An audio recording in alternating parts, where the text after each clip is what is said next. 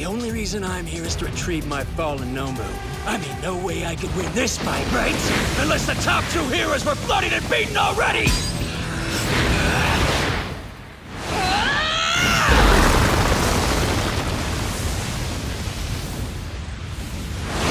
Saw the news and hopped over! Patchwork, you're part of the league, huh? I'll kick your butt! Man, and things were just getting good. Hello everybody, Megazord here, back at it again to give you all another very exciting video, and for today I have none other than My Hero Academia Season 5 to start off and kickstart my long-running review series for this anime. And gosh by golly, I said at the end of my Season 4 reviews, you know what, if time permits, if I have time in my schedule, I would love to come over here and review the Season 5 as well, and here we are today. Now normally I would have had these episode reviews kind of going out sometime within like a week's time frame of when the dub episode actually launches though, but I did have to start the series a little bit late due to me having some computer issues and such. But you know, thanks to those issues, you know what, I'm going to be able to start off this series right with a double-in-one header review for My Hero Academia episode 90 as well as 91. I am going to be skipping 89, which is the recap one, but I think, you know, at this point in the game, we're so far late in the game as well, so it's just like, you know what, might as well just go ahead and jump at, you know, the start of the series, the official start, where all the action starts picking up at. So that's what I'm going to do. So I'm going to review episode 90 called Vestiges, along with episode 91 called Clash, Class A versus Class B. And gosh by golly, man, there's quite a bit of stuff. I mean, even in this first episode, there was a lot they jam-packed in there. I was like, wait a minute, we still got more up in the episode? I was like, I have a ton of stuff to say about episode 90, and then 91 kind of dialed it back just a little bit more, but, you know, we're about to get, you know, fight sequence after fight sequence after fight sequence, and it's going to be really unique to be able to see all these different characters from Class A as well as Class B be able to clash back and forth like this. We even get to see a return of another character that originally showcased off in season 2, so there's a lot of stuff to go over and discuss with y'all. So you know what, we might as well go ahead and jump up in it though. So without any further ado, let's go ahead and dive straight up into my first episode review for My Hero Academia Season 5. Now go ahead and enjoy this brand spanking new hot take intro.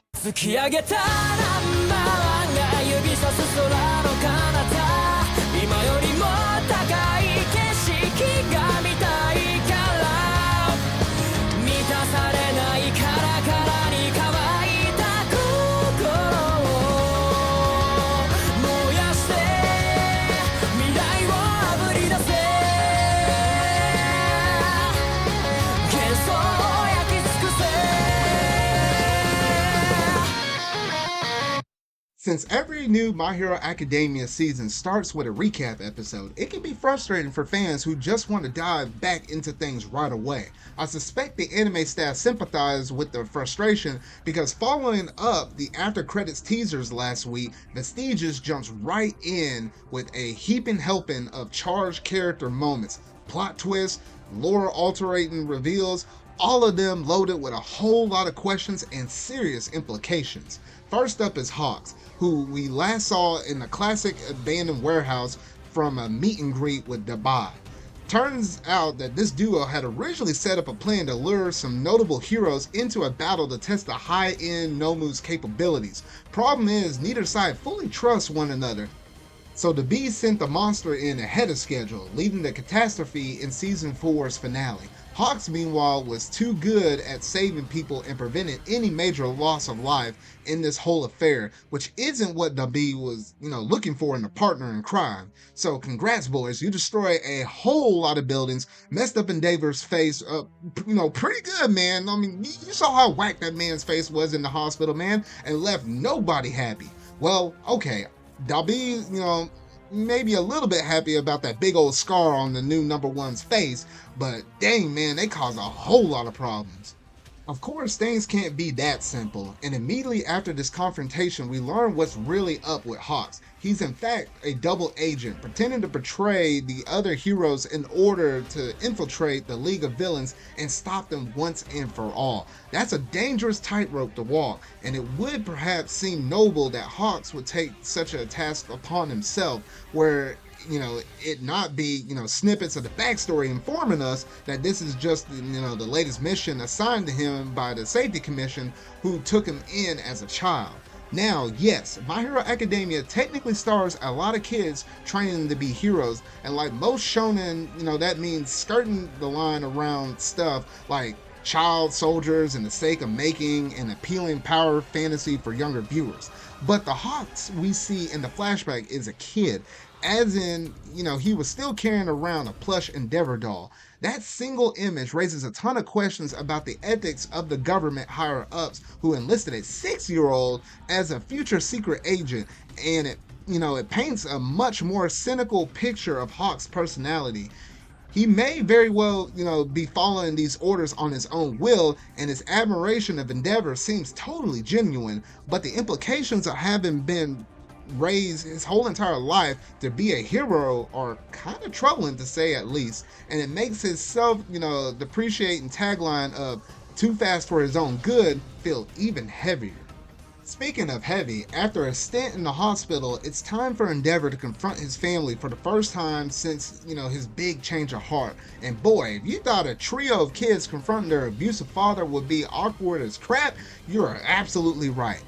What follows is a remarkably authentic confrontation where everyone's left upset, unsatisfied, and nothing is really resolved. And that's a good thing. My Hero Academia is dealing with an extremely sensitive story about a family that was, destroyed by its patriarch and has, been left to pick up the pieces while he slowly figures out how to stop being a monster.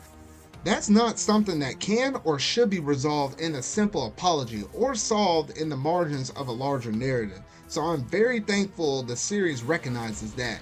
However, the story of the Todoroki family concludes it has to be a long, involved one to not feel like a cheap sentimentality. As for the last scene we get in the episode, the focus shifts towards Izuku. In a dream, he sees all of his previous one-for-all users before being treated to the partial origins of his power. It's here we get our first good glimpse of the younger brother who started the generation-spanning battle against All For One. But more than anything, we just get a look at how All For One came to power in the first place.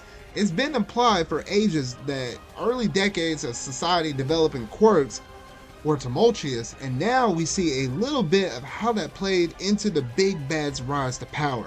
As superpowers become a crucial part of society, the ability to control and exchange them will logically become all that more powerful, whether through granting powers to those who desire them or taking them away from those who feared or persecuted for something they never asked for. All For One was able to build power both on the superhero sense and as the influence. It's a startlingly grounded glimpse into what the world presumably looked like before All Might ushered in the now crumbling current era, and it's all capped off with something ominous happening to Deku's arm as he wakes up. So that's a lot for one episode for, to start off this season 5, but it's the good kind of a lot that leaves me excited and buzzing to see exactly where do we go from here. As My Hero Academia goes on, the history of its characters and the world around them only gets more complicated, more messy, and raises deeper questions than the initial stories of heroes and villains first promise. It's been fascinating to see these series, progress this far so long, and I'm very interested to see where we go from here. And that's basically all I have to say on the first episode for My Hero Academia Season 5. And y'all gotta let me know down in the comment section down below what all do you think about this first episode. I really did love and appreciate that little backstory of how we got to see One For All and how his origin story began, along with All For One as well. It's just really interesting to see that, all the predecessors for One For All, this everything else that happened during Izuku's dream like that. It was just really interesting, and it was just kind of intrigued me of the different possibilities, and the fact that they also mentioned that singularity point right there. I was like, what in the world is that? Like, and you can tell by the way how he was glowing and stuff. Like, I think, Izuku definitely reached a certain point right there, and goodness, I'm like, oh shoot, like there's just a lot of stuff, man, just to kind of think about where could we go from here in terms of season 5 and beyond though. But that's all I gotta say though. So if you liked the video so far, make sure to go ahead and hit that like button though, but don't go anywhere just yet. I still got one more episode to go through and discuss with y'all, being over episode 91 called Clash 1A versus 1B. And reality doesn't follow stock plots. I believe it's time you finally bend to my cause. I'll rewrite your story as well. Because you are dear to me, brother. Let me go! I've found a meta power for you. Even your pathetic body can utilize it. You will join me. Please, brother!